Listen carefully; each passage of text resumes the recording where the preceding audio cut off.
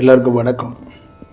ஆன்மா அருங்கோண சக்கரம் இந்த சேனலில் உங்கள்கிட்ட சந்திக்கிறது, உங்கள்கிட்ட பேசுறது பெரும் மகிழ்ச்சியாகவும் பெரும் பாக்கியமாகவும் கருதுகிறேன். அதிகாலை பிரபஞ்சத்தோட மையம், அதோட கூரை பற்றி தான் பார்க்க போகிறோம். இந்த காசியோட தொடர்ச்சி முதல் செயலாக விசாலாட்சியிலிருந்து சொல்லியிருக்கிறேன். இரண்டாவது தொடர்ச்சியாக வராகி. இந்த வராகி கோவிலும் அங்கே நீங்கள் விசாரிச்சிட்டிங்கன்னா அவங்க சொல்லுவாங்க. சரியாக இந்த வராகி கோவில் எப்படின்னா சுமாராக ஒரு 5:30 மணிக்கு இந்த கோவிலை திறக்கிறாங்க. இந்த கோவிலில் என்னென்னா, அந்த கோவில் என்ட்ரன்ஸுக்குள்ளே போனோடனே ஒரு சின்ன சந்து, அதில் 2-3 பூக்கடைகள் இருக்கும். அந்த கடைக்கு பக்கத்திலே ஒரு சின்ன டோர் இருக்கும். அது விஐபி டோர்னால் அதுக்கு ஒரு டிக்கெட் வச்சுருக்குறாங்க. அதில் தரிசனம் போகிறதுக்கு அவங்களுக்கு 5:30க்கு அந்த கேட்டு திறப்பாங்க. அவங்க உங்ககிட்ட கொஞ்சம் செல்வங்களை வாங்கிக்கிட்டு உங்களை உள்ளே அனுப்புவாங்க. அதே வழியாக உள்ளே போயிட்டு நீங்கள் திருப்பி வெளியில் வந்துடுவீங்க. பொது தரிசனங்கிறது 6 மணிக்கு பக்கத்தில் இன்னொரு கேட் இருக்கும். இது ஒரு 2 ஆள் உள்ளே போயிட்டு வரலாம், அவ்வளோதான். அப்படி தான் இருக்கும் சந்து. இப்போ இதில் என்னென்னா, இந்த கோவிலில் நீங்கள் இந்த 5:30க்கு அதில் உள்ளே போயிட்டு வெளியில் வந்துடலாம். அந்த பொது தரிசனத்தில் போகிறீங்க அப்படின்னு ஒரு வாய்ப்பு இருக்குது, இல்லை அந்த டயத்தில் தான் வர்றீங்கன்னா 6லிருந்து 8 மணி வரைக்கும் தான் இந்த கோவில் இருக்கும். எப்பயுமே 2 hours மட்டும்தான் இந்த கோவில். இந்த வராகியோட கோவில் காசியில் 2 மணி நேரம் தான். இந்த 2 மணி நேரம் இருக்கிறதுக்கு என்னென்னா, வெள்ளைக்காரங்க ஒரு ஆய்வு பண்ணியிருக்கிறாங்க இந்த கோவிலை. இந்த கோவில் என்னென்னா ஒரு டனல் கோவில் அப்படிங்கிறாங்க. டனல்னால் அக்னி. இப்போ இந்த கோவிலுக்கு மேலே ஒரு வராகியோட சிலை, ஒரு உருவத்தை வச்சுருக்குறாங்க.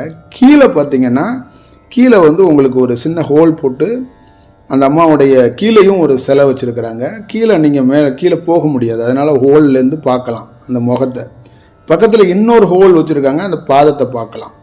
இப்போ என்னன்னா, இங்கேருந்து ஒரு டனல் ஒரு நெருப்பு அக்னி ஒரு டனலாக, எப்படி ஒரு பெரிய ஃபேக்ட்ரியெலாம் ஏதாவது நம்ம நீர் ஹீட் பண்ணுறோம்னா நம்ம கொளுத்துவோம்ல, அப்போ நெருப்பு வரும்ல டனல், அந்த மாதிரி ஒரு டனல் மாதிரி ஒரு நெருப்பு மாதிரி அக்னி இங்கேருந்து எங்கே வரைக்கும் போகுதுன்னு பார்த்துருக்காங்க. கங்கை அந்த ஆறு நடுவில் வரைக்கும் போகுது இந்த டனல். இப்போ இங்கேருந்து அங்கே வரைக்கும் ஒரு அக்னி மாதிரியே ஒன்று ஒரு டனல் போய்கிட்டே இருக்குது. அது எப்படி, ஏன்னா அவங்களால வியர்ந்து போயிட்டு இந்த கோவில் ரொம்ப டைமிங்கெல்லாம் வச்சுக்கக்கூடாது. அதனாலன்னு வெள்ளைக்காரங்க காலகட்டத்திலே 2 hours முறைகளில் 2 மணி நேரம் தான் இந்த கோவில் இருக்கணும் அப்படின்னு 2 மணி நேரம் முறையை கொண்டு வந்துட்டாங்க. இந்த கோவில் அவங்க இந்த ஒரு பராமரிக்கிறாங்கள, அவங்க ஒரு செயலுக்குள்ளே இருக்குது. இந்த கோவிலுக்குள்ளே என்ன செயல் இருக்குது, என்ன டனல் அப்படின்னா, இந்த பெரிய ஆற்றல் நாகத்தன்மைக்குள்ள அந்த கருநில நாகம்னு சொல்லக்கூடிய அந்த நாகசக்தியிலிருந்து நான் பல நாள் சொல்லியிருக்கிறேன். கீழே நம்ம பாதாள லோகத்திலேருந்து மண்ணிலேருந்து பெரும் ஆற்றல் மேலே ஒரு பெரிய செயலை செய்யுது. அந்த ஆற்றலுடைய வெளிப்பாடு. இந்த ஆற்றல் நான் சொல்லிட்டேன். இந்த கோவில், இந்த ஆற்றல் வெள்ளைக்காரவங்க டனல்ன்ட்டாங்க. வெள்ளைக்காரவங்களோட கண்டுபிடிப்பு இந்த கோவில் நெருப்பு கோவில் அப்படின்னு இதுக்கு பேர் வச்சுட்டாங்க. 2 மணி நேரம் தான் இருக்கணும்னு சொல்லிட்டாங்க. இது காசியில் இது என்ன ரோல் பண்ணுது, இந்த கோவிலை நம்ம வழிபட்டால் நமக்கு காசியில் என்ன செயல் கிடைக்கும், ஒரு ஜென்ரலாக இந்த கோவில் பற்றி இருக்கின்ற முழு ஆய்வை தவத்தில் பார்த்ததை நான் ஆல்ரெடி ப்ரெசன்ட் பண்ணியிருக்கிறேன். திருப்பியும் உங்ககிட்ட சொல்கிறது என்னென்னா, முதல் முறையாக இந்த பூலோகத்தில், இந்த பூமி, இந்த பூலோகம் அப்படின்னு மக்கள் இங்கே ஜனத்தொகை வாழ்கிறாங்கல்ல, இந்த இடத்துக்குள்ள மக்களுக்குள்ள ஒரு நெறி இல்லாமல் போயிடுச்சு. கொஞ்சம் கொஞ்சமாக போகுது மாறி. மக்கள் என்ன பண்ணுறாங்கன்னா, பூந்தோட்டத்தை பார்த்தா அதை அப்படியே வளர்ச்சிக்கன்னு ஆசைப்பட்றான், பழத்தோட்டத்தை பார்த்தா வளர்ச்சிக்கன்னு ஆசைப்பட்றான், ஒரு மலைகளையும் காடுகளையும் பார்த்தா அதையும் வளர்ச்சிக்கன்னு ஆசைப்பட்றான், நகரத்துக்குள்ளே வந்தால் நகரத்தையும் தன்வசப்படுத்திக்கிறான். இப்போ மனிதனுக்குள்ளே என்னன்னா, இந்த ஆசை என்ற பேர் சுகம். இப்போ இன்றைக்கி உங்களுக்கு தெரியும், ஒரே நபர்கள்ட்ட பல லட்சம் கோடிகள் குமியும். ஒரே நபர் சாகிற வரைக்கும் தலைவனாக இருக்கணும்பாங்க. சாகிற வரைக்கும் நானே ஸ்டாராக இருக்கணும், நானே இந்த நாற்காலியை கட்டிக்கிட்டு அழுகணும், நானே எல்லா செயலும் செய்யணும், எனக்கு கடவுள் உதவுறாரு, கடவுள் ஹெல்ப் பண்ணுறாரு, நான் தான் இவர் மட்டும்தான் கடவுள் அப்படியே உண்மையாக அப்படி பக்தியோடு கும்பிட்றவன், பாக்கி எல்லாம் எவனும் கும்பிடாத மாதிரியே ஒரு ஃபீல் பண்ணுறது. அப்புறம் ஜெயிச்சுட்டு பெரிய காசு பணம் செல்வந்தரெல்லாம் இருக்கிறது, அவங்கெல்லாம் தெய்வ குழந்தைகள்னு அவங்களாவே ஃபீல் பண்ணி பேசிக்கிறதெல்லாம் நீங்கள் 100% கேள்விப்பட்டிருப்பீங்க, பார்த்துருப்பீங்க.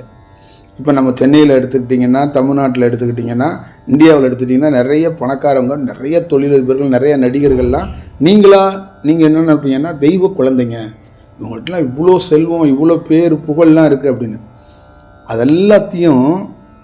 அது எல்லாமே வேறு ஒரு செயல் வடிவத்துக்குரிய இருக்கிற ஒரு செயலாக்கம். இதெல்லாம் என்னன்னா ஆசையால், ஒரு மனிதனுடைய எண்ண பதிவால் இதெல்லாம் இப்படி உருவாயிருச்சு. இப்போ இந்த மனித சமூகம் இப்படியே போணுச்சுன்னா இதை கட்டுப்படுத்த முடியாது. என்ன பண்ணும், அந்த மனித சமூகம் ரொம்ப மேம்பட்ட நிலைக்கு போகிறது ரொம்ப கடினம். அப்போ இந்த மனிதனுக்குள்ளே ஒரு சொல்யூஷனை ஏற்படுத்தணும், இந்த மனிதனுக்குள்ளேயே ஒரு மாற்றத்தை கொடுக்கணும் அப்படின்னு. இப்போ கடவுள் என்பவர் ஒரு ஆற்றலாக இருக்கிறார், ஒரு சக்தியாக இருக்கிறார். அவர் என்னடா இது செய்யறது அப்படின்னா,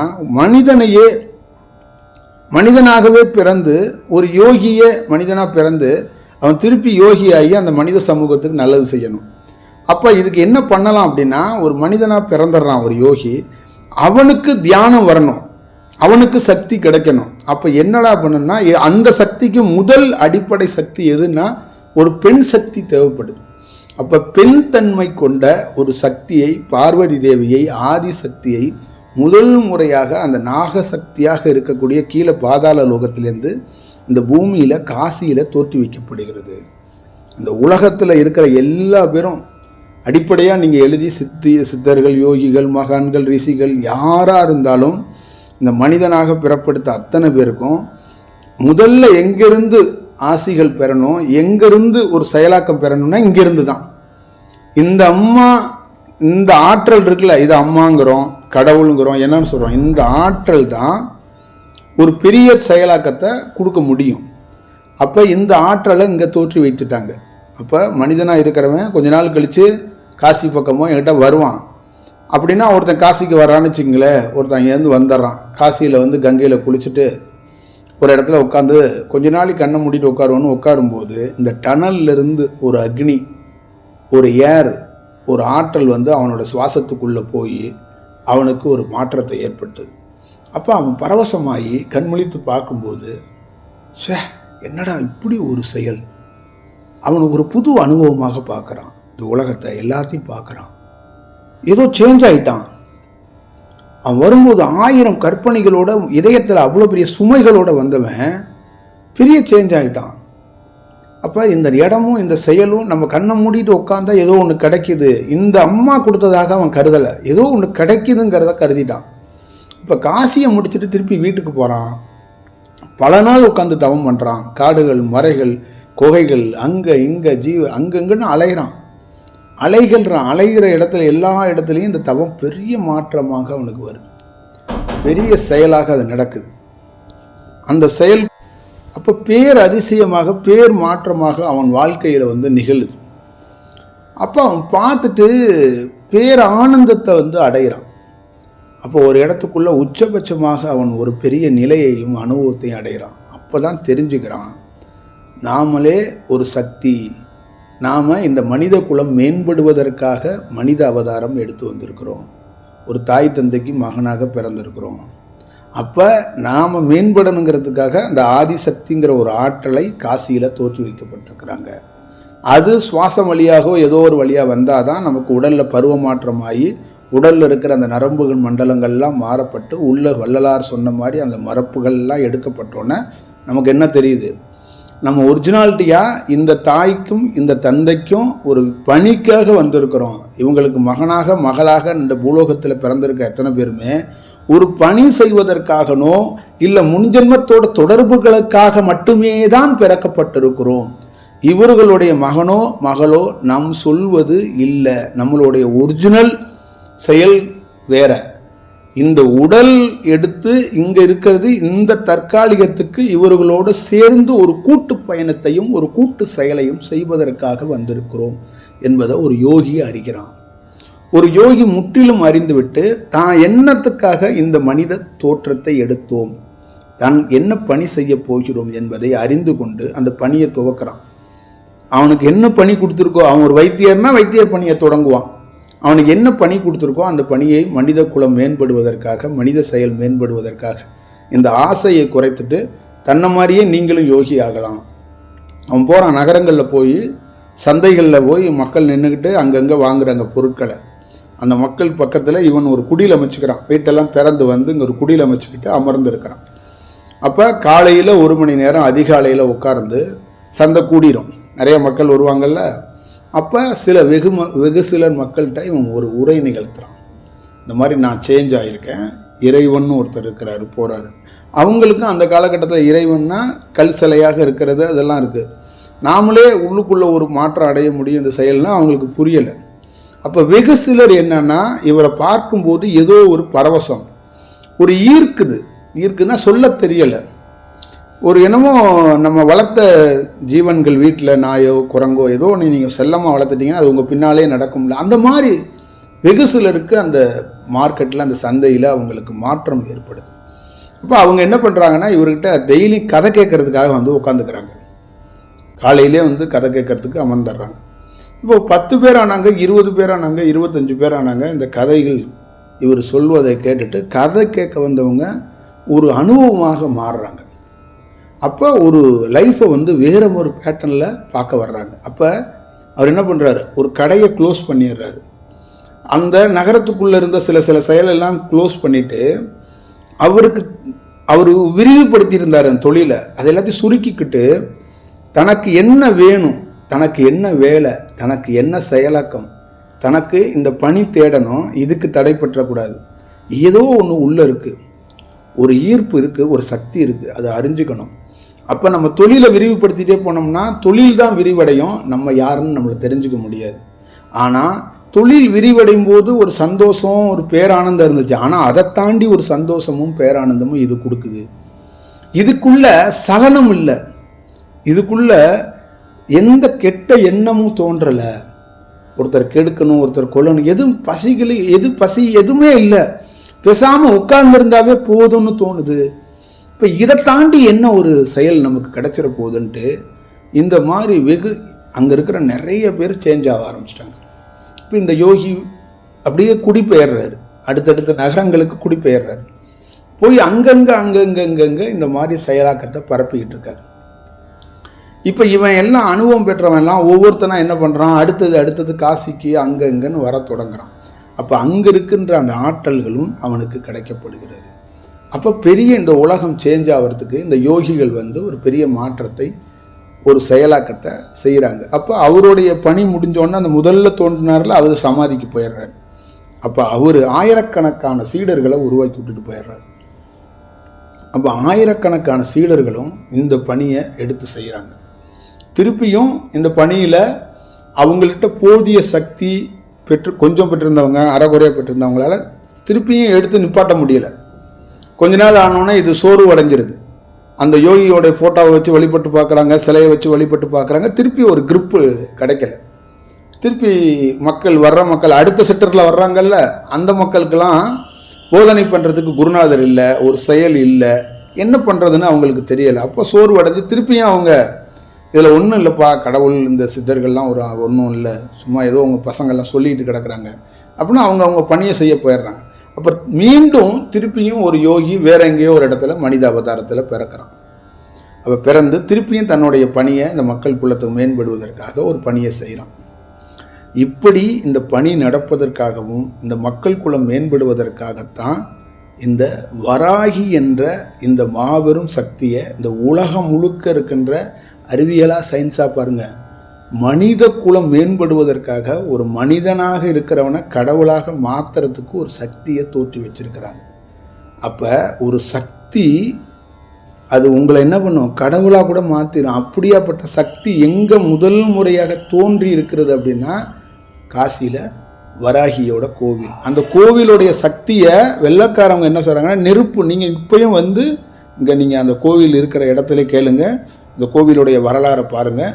உள்ளே போய் யார்கிட்ட கேட்டிங்கனாலும் இந்த கோவிலுக்கு பேர் டனல், அப்படி டனல் கோவில் தான் சொல்லுவாங்க. 2 மணி நேரம் தான் ஒரு நாளைக்கு.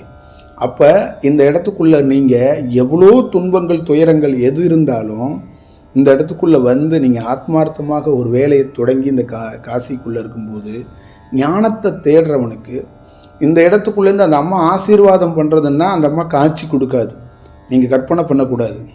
நீங்கள் நிறைய பேர் என்னன்னா மீனாட்சி காமாட்சி எல்லாம் கற்பனை பண்ணுறீங்க. உருவமாக வந்து நின்றுவாங்க அப்படி இப்படின்னு. சுவாசம் வழியாக வந்து தான் உடலில் மாற்றம் அடைஞ்சாதான் தியானத்தில் நீங்கள் முன்னேறுறீங்கன்னு அர்த்தம்.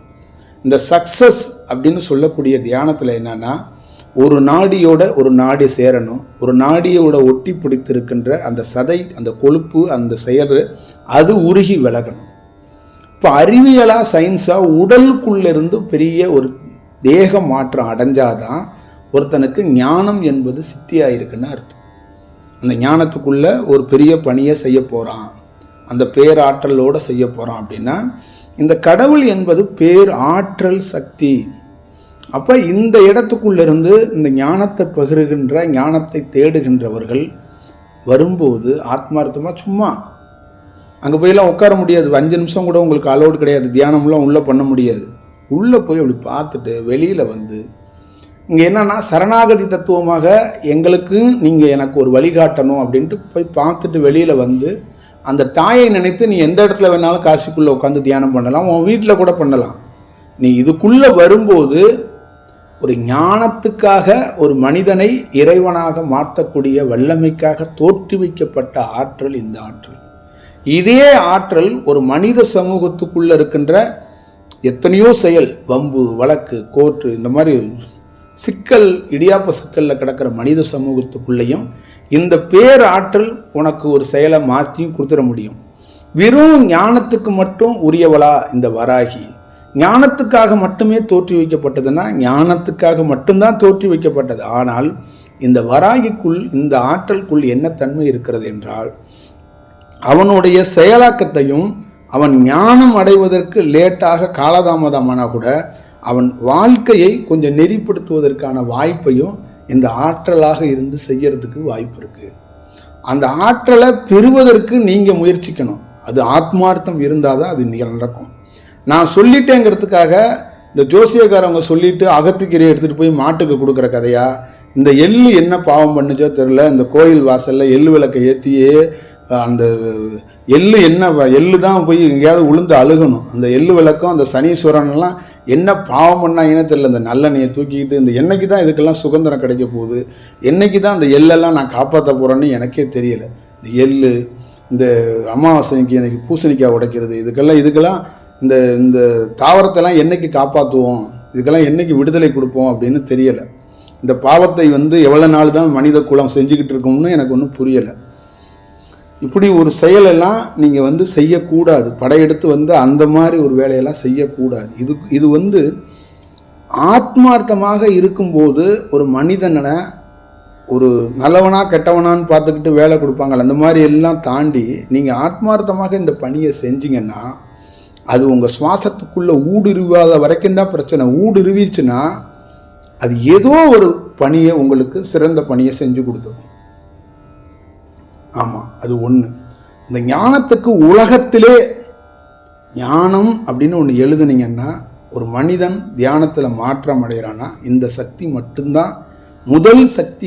இதுதான் அடிப்படை. பிள்ளையார் சொல்லியே இதுதான். இது நினச்சாதான் ஒரு செயல் நடக்கும். ஆனால் அதே வேளையில் மீண்டும் நான் சொல்கிறேன், இது இப்படி இருக்குன்னு சொல்கிறேன். இந்த சக்தி எனக்கு நான் இங்கே வராமலே நான் இருந்த இடத்துல வேறு இடத்துல திருநெல்வேலியில், கன்னியாகுமரியிலே இதே சக்தி எனக்கு வந்து சுவாசம் வழியாக இந்த சக்தியை தான் பல்வேறுபட்ட வழிகளில் ஸ்ப்ரெட் பண்ணி வச்சுருக்கிறாங்க. மதுரையில் நிறைய இடத்துல இந்த சக்தியை வந்து ஸ்ப்ரெட் பண்ணி வச்சுருக்கிறாங்க. இப்போ இந்த சக்தி நம்ம இருந்த இடத்துக்குள்ளே ஒரு இடத்துக்குள்ளேயே தியானத்துக்குள்ளே வந்து நமக்கு ஆசீர்வாதம் பண்ணதுனால தான் நம்ம சேஞ்ச் ஆகணும். அது பிறக்கப்பட்ட இடம்தான் காசி. அது இன்னைக்கு உலகம் முழுக்க வாகிச்சு இருக்குது. இந்த சக்தி காசியிலேயே உட்காந்துருக்கு அப்படின்னு நினச்சிக்காதீங்க. அதோடைய முதல் உயிர் தோன்றிய வித்து, அதோடைய மையம் என்பது காசி. இப்போ உலகம் முழுக்க அது வாகிச்சு இருக்கு. இப்போ இருக்கிற இடத்துல அங்கே நமக்கு வந்து அது தோன்றி ஒரு செயலாக்கம் செஞ்சதுனால தான் நம்ம இந்த ஞான செயலுக்குள்ளே வந்தோம். இப்போ ஒருவருக்கு ஆசீர்வாதம் நம்ம பண்ணும்போது பெண்ணாக இருந்தும் நம்ம ஆசீர்வாதம் பண்ணுவோம். ஒரு தீட்சை என்பது, ஒரு ஆசீர்வாதம் என்பது வெறும் ஆணாக இருந்தும் மட்டும் பண்ண மாட்டோம். தேவைப்பட்டால் அந்த பெண்ணாக ஆதிசக்தியாக இருந்தும் எத்தனையோ பேர்களுக்கு ஒரு பெண் வடிவமாக இருந்தும், வெளியிலே ஆண் தோற்றமாக இருந்தாலும் உள்ளுக்குள்ள பெண் வடிவமாக இருந்தும் ஆசீர்வாதம் பண்ணியிருக்கிறோம். அப்போ நீங்கள் பார்த்துக்கணும். பார்த்துக்கிட்டு ஒரு நல்ல செயலை செய்யணும். காசி என்பது ரொம்ப நுட்பமாக, ரொம்ப ஆத்மார்த்தமாக இந்த வராகியை நீங்கள் வணங்கணும், பார்த்துக்கணும், சரணாகதியில் பார்த்துக்கணும். நீங்கள் இங்கே வந்துட்டீங்க அப்படின்னா இதை கரெக்டாக யூட்டிலைஸ் பண்ணுங்கள். ஒரு நல்ல செயல், நல்ல வாழ்க்கையில் ஒருத்தன் எப்படின்னா தெய்வத்தை கும்பிட்றதே அந்த கடவுளே வியர்க்கணும், அப்படி கும்பிடணும். சடங்கு சம்பிரதாயத்தை வச்சு கடவுளே பயந்து ஓடுற மாதிரி பண்ணிடக்கூடாது. இங்கே எப்படி இருக்குன்னா கடவுள் வந்து எப்போ ஓடுவோங்கிறது தான் பயம். அந்த பிரதோஷம்லாம் வந்துட்டு அந்த நந்தியெல்லாம் எப்போ தலை தெறிக்க ஓடும் தெரியாத நிலை தான் இன்னைக்கு தமிழ்நாட்டிலையோ இந்தியாவிலேயோ இருக்குது. அப்படி வழிபாடு இருக்கக்கூடாது. ஒரு மனிதனை தான் யோகி. நாங்கள்லாம் என்ன பண்ணுறோன்னா பூ எடுத்துகிட்டு போகிறதில்ல, கண்ணிலிருந்து இதயத்திலிருந்து அந்த உயிரைய கண்ணீர் துளி மனிதனாக இருக்கும்போது எங்களுக்கு வெளியில் வந்தது. இப்போ எங்கள் உடலில் இருக்கிற அத்தனை சக்தியையும் வெளியில் எடுத்து வச்சு என் உடலே ஒன்றுகிட்ட கொடுத்துட்றேன், காணிக்கையாக கொடுத்துட்றேன், நீ வச்சுக்க. அப்படி தான் நாங்கள் வணங்குறோம், அப்படி தான் நாங்கள் நிற்கிறோம். அப்படி அதை நீங்கள் கற்றுக்க மாட்டீங்க. உங்களுக்கு நீங்கள் காணிக்கையாக ஈஸியாக பக்கத்தில் ஒரு தேங்காவும் வாழைப்பழமும் பூவும் கிடைக்குதுங்கிறதுக்காக அள்ளிட்டு போய் அங்கே செலுத்திடுறீங்க. ஏன் நீங்கள் உங்களை கொடுக்க மாட்டீங்களா? உங்கள்கிட்டேருந்து ஒரு உயர்ந்த பொருள் வேறு ஏதாவது வெளியில் இருக்கா? நீங்கள் தான் உயர்ந்த பொருள். இறைவனுக்கு உங்களை நீங்கள் காணிக்கையாக கொடுங்க. தாமரை பூவையும் மல்லிகை பூவையும் கனகாமரத்தையும் இல்லை முல்லைப்பூவையும் அந்த பூவையும் இந்த பூவையும் தான் கொடுத்துக்கிட்டு இருப்பீங்களா? நான் என்னையே மலராக சமர்ப்பிக்கிறேன் அப்படின்னு ஒரு நாளாவது ஒரு பொம்பளை நினச்சானா அவள் அன்னைக்கே ஜெயிச்சுட்டான்னு அர்த்தம்.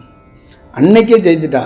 அவளுக்கிட்ட அதை தாண்டி நெய்யிலையும் எள்ளு விளக்குலையும் இதெல்லாம் இருக்குது. சனீஸ்வரன் 7.5 சனியாக இருக்கட்டும், அஸ்தம சனியாக இருக்கட்டும், எந்த சனியாக வேணாலும் இருக்கட்டுங்க. நான் சனீஸ்வரனே நான் என்ன வந்துட்டு தர்றேன்ப்பா அப்படின்றது. எதுக்கு எள்ளு விளக்கு, எதுக்கு இந்த நல்லெண்ணெயெல்லாம் எதுக்கு உனக்கு? இதெல்லாம் பார்த்துக்குங்க. இது உங்களையெல்லாம் வைத்து கொண்டு உங்களுக்கு ஒரு வேலை கொடுக்கலன்னா 200 ரூபா 300 ரூபா 1000 ரூபா 5000 ரூபா ஜோசியர்கள்லாம் வாங்க முடியாது. ஒரு வேலை செய்கிறாங்க, உங்களுக்கு ஒரு வேலை கொடுக்குறாங்க, இது ஒரு வேலை நடக்குது. நான் என்ன சொல்லுவேன்னா வேலையே செய்யக்கூடாதுன்னு நான் சொல்லுவேன். இங்கே ஒரு மனிதன் வேலை செய்யக்கூடாது, அர்ப்பணிக்கணும், தன்னையே கொடுத்துடணும். வேலையே செய்யக்கூடாது. நோ வேலை, நான் என்ன போட்டுடுறேன், உங்ககிட்ட தூக்கி என்ன போட்டுடுறேன், நீ வச்சுக்க, எனக்கு லைஃப் கொடுக்கறதும் கொடுக்காதும் ஓன் டிசைட், நீ டிசைட் பண்ணு அப்படின்னு. வேலை செய்கிறது சனிக்கிழமை போய் அந்த கோயிலை போய் தேய்ச்சி பள்ளமாக்கி அதை ஒரு வழி பண்ணி அதை ஒரு சிரமப்படுத்திட்டு வந்துட்டு தான் அடுத்த வேலையை பார்க்குறது. இதெல்லாம் தயவு செய்து மாற்றாத வரைக்கும் உங்கள் மனதில் ஒரு நல்ல செயல் உருவாகாது. நீங்கள் துணியை சோப்பு போட்டு வெளுக்கிறீங்க, என்றைக்கு உங்கள் இதயத்தை வெளுக்க போகிறீங்க? ஏழையாக இருக்கட்டும் பணக்காரனாக இருக்கட்டும், இதயம் தெளிவாக இல்லைன்னா, இதயம் வெளுக்கப்படலைன்னா நீ ஒன்றுக்கும் பயனற்றவனாகிடுவ. உன் இதயம் கரைப்படைந்து கிடக்கு. வெளியில் நீ சோப்பு போட்டு குளிச்சுக்கிட்டு கிடக்கிற அந்த சோப்பு இந்த சோப்பு ஷாம்புலாம் உள்ள இதயம் இந்த நார்த் இந்தியாவில் பான்புராக்கை போட்டு பல்லுகள் வாயெல்லாம் வச்சுப்பாங்க, அந்த மாதிரி உன் இதயம் இருக்குது. நீ பார்த்துக்க, ஒவ்வொரு பெண்ணும் ஒவ்வொரு ஆணுக்கும் இப்படி தான் இருக்குது இதயம். அப்போ வெளுக்க வேண்டியது உன்னுடைய உள்ளே இருக்கிற அந்த உள்ளத்தை சரி செய்யணும். அப்போ உள்ளத்தை சரி செய்யறதுக்கு ஒரே வாய்ப்பு சரணாகதியாக உன்னை நீ கொடுக்கணும், உன் உயிரை கொடுக்கணும். நீ அதுக்காக என்ன அங்கேயே செத்தா போகிற? நான் மலர் எடுத்துகிட்டு வரல கையில், நான் என்ன எடுத்துகிட்டு வந்திருக்கேன் எடுத்துக்கன்னு சொல்லிவிட்டு ஒரு 2 செகண்ட் நின்றுட்டு கோயிலை விட்டு வெளியில் வந்துடு. தேங்காவும் பூவும் வாங்கிட்டு வந்தால் தான் உள்ள குருக்கள் வேணால் உன்னை பார்த்துட்டு மதிப்பு கொடுத்துட்டேன், உங்கள் பேர் மீனராசியா ரேவதி நட்சத்திரமா அது இதுன்னு உங்களுக்கு இதில் என்ன நடக்க போகுது? எவனாவது ஒருத்தன் கேட்பானா? நான் சொல்கிறத கேட்டுருந்தான்னா வாழ்க்கையில் அவன் முன்னேறுவான்னு அர்த்தம். இந்த ராசியை நட்சத்திரத்தையும் கொண்டு போய் சொன்னாப்புல உன் வாழ்க்கையில் பெரிய உயர்வு அடைஞ்சிருவியா நீ? அப்படின்னா 140 கோடி பேர் நீங்கள் உயர்வு அடையணுமே. ஒரு நாளைக்கு எத்தனை கோவில்களில் நீங்கள் இந்த வேலையை பார்த்துட்டு உட்காந்துருக்கீங்க? பிறந்த நாள் வந்துட்டா, கல்யாண நாள் வந்துட்டா, இதெல்லாம் என்னங்க? அதெல்லாம் உங்களை ஏமாற்றிக்கிறதுக்குன்னு ஒரு அளவு வேண்டாமா? ஒரு கொஞ்சமாச்சும் ஒரு அளவு வேணுமா வேண்டாமா? மீன ராசிங்கிறது ரேவதி, இதெல்லாம் ஆற்றலுங்க. இந்த நட்சத்திரத்தில் இந்த ராசியில் பிறந்தவனுக்கு இந்த தன்மையில் அதோட டிவேஸோட அந்த ஆற்றலோட தன்மையில் தான் அவன் வேலை செய்வான். ஒரு நம்பர், இந்த பிறந்த நம்பர் 8ஆம் நம்பர் 7ஆம் நம்பர் 6ஆம் நம்பர்லாம், இந்த நம்பருக்குன்னும் சில செயலாக்கம், பிரபஞ்சத்துடைய செயலாக்கங்கள்லாம் இருக்குது. இந்த கிழமைன்னா அந்த கிழமைக்குன்னு ஒரு சின்ன எல்லாமே இந்த ஆற்றலை சுற்றி இந்த இயக்கமே ஆற்றலாக தான் இயங்குது. நாள், கிழமை, மாதம், தேதி எல்லாமே, ராசி, நட்சத்திரம், இந்த கோள்கள் எல்லாமே ஆற்றல், எல்லாமே ஒரு விதமான சுழற்சி. ஒரு சுழற்சியை வச்சு இந்த சுழற்சிகளுக்கெல்லாம் இப்போ ஒரு மீனராசினா மீனராசியை வச்சு அந்த மாதம், அந்த கிழமை, அந்த செயல், அந்த தேதி, இதெல்லாம் அந்த டிவைஸ்லேருந்து கிடச்சி ஒரு செயல் கிடைக்கப்படுறது. இதெல்லாம் நீங்கள் பார்த்துக்கணும். அந்த வராகிலேருந்து எதுக்கு சுற்றி பண்ணுறேன்னா, இப்படி இருக்குது. நீங்கள் என்ன பண்ணுறீங்கன்னா, இது எல்லாத்தையும் வேறு வடிவத்தில் வழிபடுறீங்க. வேறு வடிவத்தில் இந்த உலகத்தில் நீங்கள் பார்க்குறீங்க. அதனால தான் தோக்குறீங்கிற. ஒரு சிறந்த முறையில் நீங்கள் வாழலைங்க. உங்களை ஏமாற்றிக்கிட்டு வாழ்கிறீங்க. 100%, 80% இல்லறத்தில் இருக்கிற பெண்ணோ ஆணோ சரியாக இல்லை. காசு இருக்கலாம், கார் இருக்கலாம், லைஃப் கரெக்டாக இல்லைங்க. என்னால் 100% சொல்ல முடியும். இன்றைக்கி பெரிய பெரிய நடிகன் வீட்டில் போய் கூட பாருங்கள், அவன் புள்ள பொண்டாட்டியெல்லாம் நிம்மதியெல்லாம் இல்லைங்க. சும்மா வெளியில் சொல்லிக்கிட்டு இருக்காங்களே, உள்ளே எல்லாம் ஒன்றும் கிடையாதுங்க. அங்கெல்லாம் அதெல்லாம் ஒரு விதமான ஒரு ஒரு ஒரு ஒரு செட்டப் பண்ணிகிட்டு இருக்காங்க லைஃப். அது இல்லை. அதுக்கான காரணம் என்னென்னா, ப்ராப்பர் வே இல்லை. ப்ராப்பர்னு ஒன்று இருப்போம்ல, ப்ராப்பர் நம்ம முதல்ல ஆய்வு பண்ணணுங்க. நமக்கு கடவுளை பற்றி இந்த போதனைகள்லாம் சொல்கிறதுக்கு சைடில் ஒரு சாமியார்லாம் இருக்கக்கூடாதுங்க. இந்த அட்வைசர், ஆலோசகர் மாதிரியெல்லாம் இதுக்கு கடவுளுக்கு புரோக்கர்லாம் கிடையாதுங்க. கடவுளை பார்க்கறதுக்கு வாங்க, நான் வழிகாட்டுறேன்னா யாரும் சொல்ல முடியாது. ஒரு யோகிங்கிறவன் கடவுளுக்கு வழிகாட்டல, அவனே கடவுளாக இருக்கிறான். அதுதான் நீங்கள் புரிஞ்சுக்கணும். இங்கே நிறைய பேர் நினச்சிக்குவாங்க, கடவுள் வேற மனுஷன் வேற. மனுஷன் எப்படிங்க கடவுளாக இருக்குன்னா, கடவுள் மனுஷனாக வர முடியாதுங்க. அப்போ கடவுள் என்ன பண்ணுறான், தன்னுடைய ஆற்றலை மனிதனுக்குள்ளே செலுத்தி அவன் கொஞ்ச நாள் மனிதன் உடலில் குடியிருந்து ஒரு வேலை செய்கிறான். அறிவு கட்ட ஜீவன்களாக நீங்கள் நினச்சி கொள்ளுங்க. கடவுளை மட்டும்தான் கும்பிட்னா, கடவுள் மனுஷனாலும் பிறக்கிறது ரொம்ப கஷ்டம். அப்போ கடவுள் என்ன பண்ணுறான், அந்த உயிர் சக்தியை குறைச்சி வச்சுட்டு மனுஷனாக பிறந்து வெளியில் இருக்கிற அவனுடைய ஆற்றலையே சக்தியையே திருப்பி அந்த மனுஷனுக்குள்ளே செலுத்தி அவன் மனிதனாக இருந்து சில பணிகளை செய்கிறான். அப்போ அவன் யோகிங்கிறவன் யார் அப்படின்னா, அவன் தான் கடவுள். அவன் தான் ஒரு செயல். கடவுளை நீங்கள் நேரடியாக ஒரிஜினல் கடவுளை பார்க்கணுன்னா அவன் ஆற்றலாக இருக்கிறான், அவன் உருவம் கிடையாதுன்னு சொல்லிட்டேன். அவன்கிட்ட ஒன்றும் கிடையாது. அவனை நீங்கள் போய் பார்க்குற மாதிரி சிவன் லிங்கமாக, மீனாட்சி உருவம், அந்த மாதிரிலாம் இல்லை கடவுள். நீங்கள் அதை புரிஞ்சுக்கணும். உங்களுக்கு ஏற்றது மாதிரி உங்களுடைய பிரயாணத்தில் உங்கள் பயணத்தை திட்டமிட்டு உங்களை நல்வழிப்படுத்துறதுக்காக உங்கள் வீட்டிலேயே ஒரு கடவுள் உங்களுக்கு குழந்தையாகவோ, தங்கையாகவோ, மகனாகவோ, தகப்பனாகவோ, சித்தியாகவோ, சித்தப்பாகவோ பிறக்கிற உங்கள் வீட்டில் இருக்கிறவங்க இந்த ஞானத்தில் ஏதோ ஒரு முன்னேற்றம் அடையும் போது அவங்க கடவுள் நிலையை அடைகிறாங்க. இப்படி தான் ஒரு செயல். இப்போ அடிப்படையாக புரிஞ்சுக்கணும். நான் கடவுளை தாங்க கோயிலில் சிலையை தாங்க கும்பிடுவேன். வெளியில் ஒருத்தன் கடவுள் நிலையில் இருக்கான், அவனை கும்பிட மாட்டேன்னா லாஸ் அவனுக்கு கிடையாது, உனக்கு தான். இந்த மாதிரி குதர்க்கமாக பேசிக்கிட்டு ஒன்றை மட்டும் நீ அழிச்சிக்கிட்டேன்னா நீ போய் ஓடி போய் விழுந்து செத்துப்போ, ஏதாவது பண்ணிட்டு போ. ஆனால் தயவுசெய்து கொஞ்சம் விலகி நின்று உன் குடும்பமாச்சும் பொழைச்சிட்டு போகுது. நீ விதண்டாவதம் பேசி அவர்களையும் கொன்றாத. இந்த கொடுமையான வாழ்க்கையிலேருந்து விடுதலை ஆகிறதுக்கு அவங்களுக்காச்சும் கொஞ்சம் வழி விடு. இந்த வெளியில் கிச்சனில் சமைக்கும்போது ஜன்னலில் ஒரு ஃபேன் வச்சுருப்போம்ல, இந்த ஏரை வெளியில் அனுப்புறதுக்காக வச்சுருப்போம். அந்த மாதிரி நீ கொஞ்சம் தள்ளி நின்னா தான் கெட்ட ஏரை பின்னாடி இருக்கிறான் பாரு, அவனாச்சும் வெளியில் அனுப்புவான். அந்த ஏரையும் வெளியில் அனுப்பாமல் நீயும் வெளியில் போகாமல் நீ அப்படியே மறைச்சிக்கிட்டு நின்னா ஒன்றும் நடக்காதுங்க. நீங்கள் பார்த்துக்கொள்ளுங்கள். காசியில் எப்போ வந்தாலும் இந்த வராகி தேவி என்பவள் ஞானத்துக்கு உரியவள், அதே நேரத்தில் இல்லறத்தில் இருக்கின்ற அத்தனை பேருக்கும் ஒரு நல்வழிப்படுத்தக்கூடியவள். சரியாக இவளை பயன்படுத்திக்கங்க. காசிக்குள்ள ஒரு நல்ல செயலாக்கத்தில் சந்திப்போம். நன்றி, வணக்கம்.